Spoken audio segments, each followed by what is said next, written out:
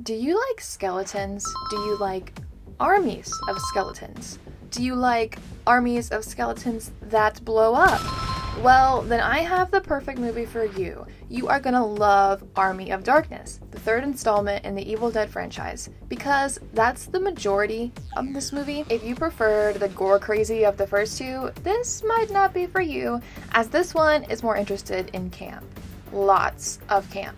Still, this film offers a lot of Ash, perhaps the most of the trilogy, and that is never ever a bad thing. Army of Darkness was released in 1993 and of course directed by Sam Raimi once again, so let's get into it.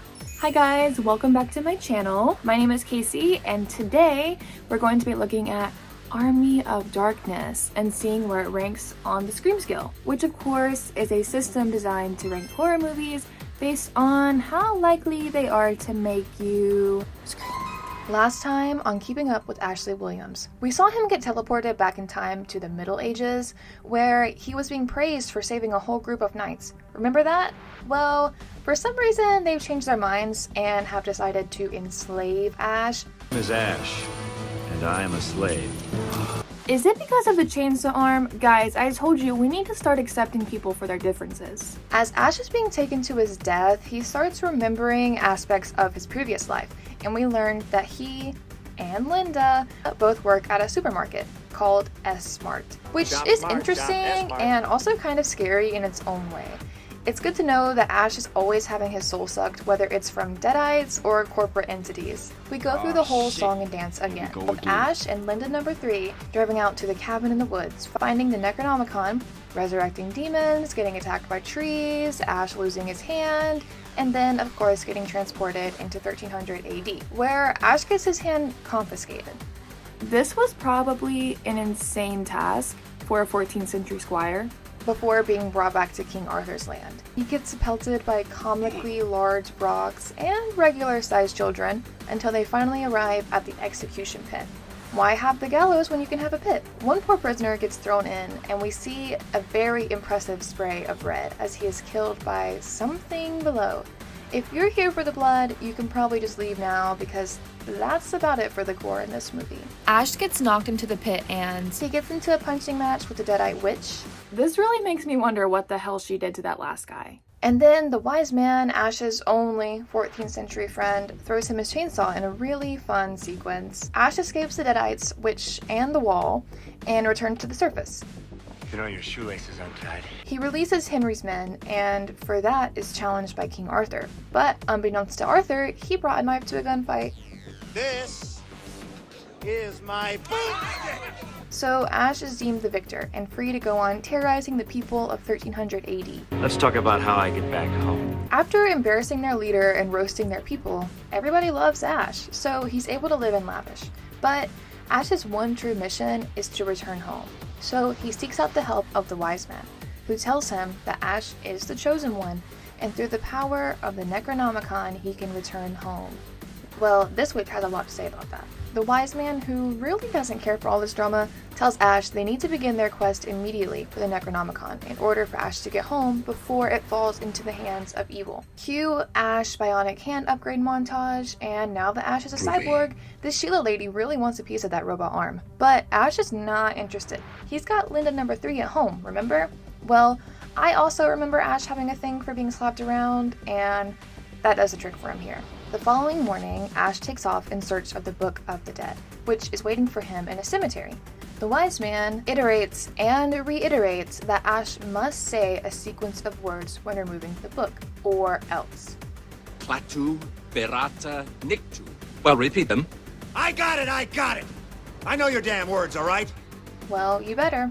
Ash's horse can sense the predator trees from a mile away, and Ash surely wants no part in that again. So they ditch the graveyard, and Ash takes refuge in a windmill. I really hope that everybody brought their slapstick repellent for the next couple of scenes.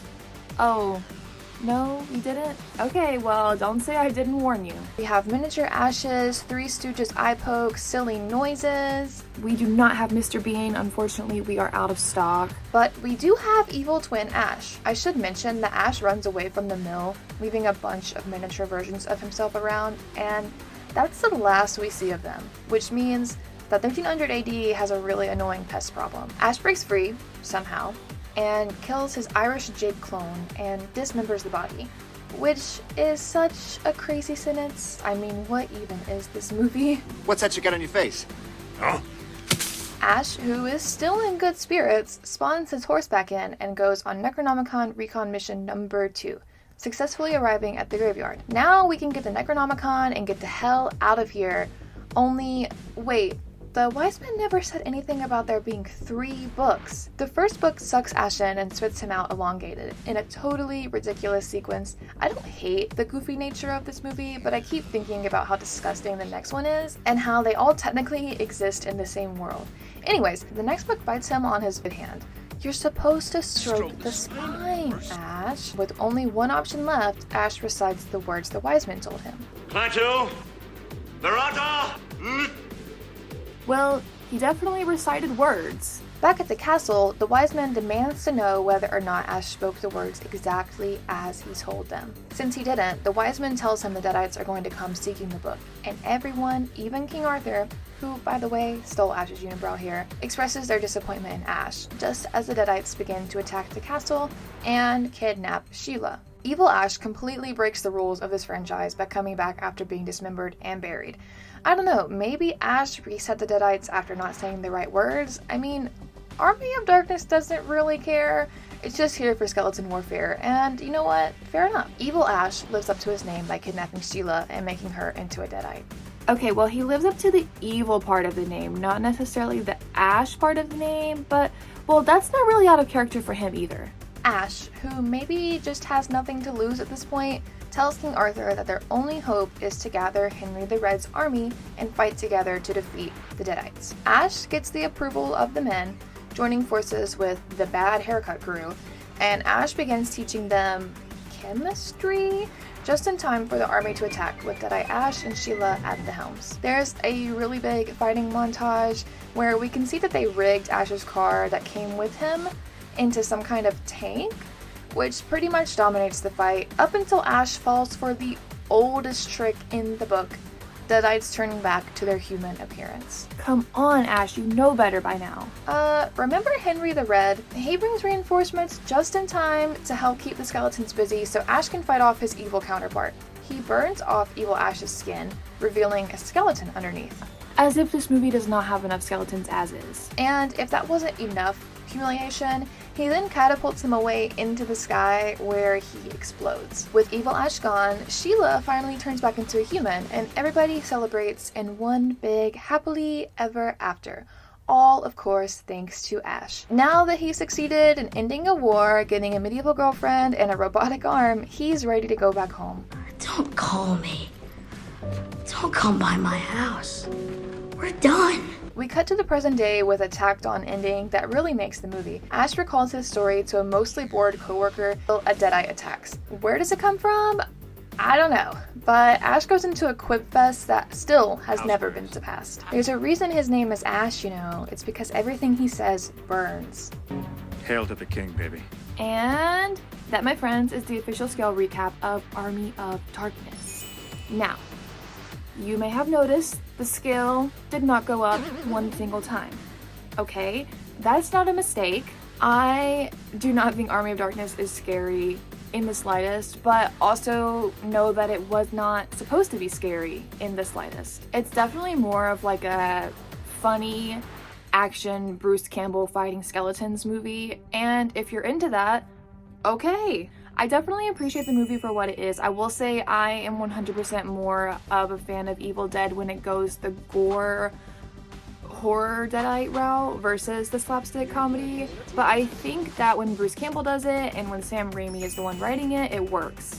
So if I were to rate this movie on a scale of 1 to 10 based on how much I like it, not on the Scream scale, I would probably give it a 6.5 or a 7 out of 10. Army of Darkness is definitely a strange ride all the way through, but it is one that I do enjoy. A lot of people definitely either love or hate Army of Darkness, so you kind of just have to know what it is going into watching the movie. Yeah, that marks the end of the trilogy of Evil Dead movies that are directed by Sam Raimi. Of course, there are more Evil Dead movies that we will be looking at in the future, including the next one that we're going to look at, which is the 2013 remake of Evil Dead, which is kind of like a complete return to original form for the Evil Dead franchise. There was a 20-year gap in between these movies, and Evil Dead 2013 is one that I'm really excited for because it's probably my second or third favorite Evil Dead movie.